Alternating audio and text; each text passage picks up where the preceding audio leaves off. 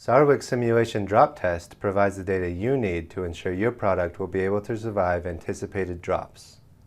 Especially valuable to consumer products and packaging design, you can set up your analysis with different heights, speeds, for hardness factors, or drop angles. Here we have a camera dropping from a 2-meter height onto cement.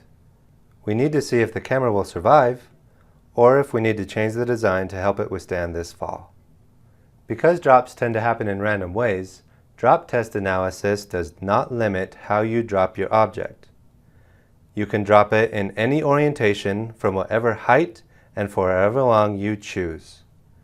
Drop test is quick to set up and easily customizable to give you the displacements, stresses, and strains from these events. If you need to test whether your product will survive being dropped without creating multiple expensive prototypes, consider using drop test analysis in SOLIDWORKS Simulation.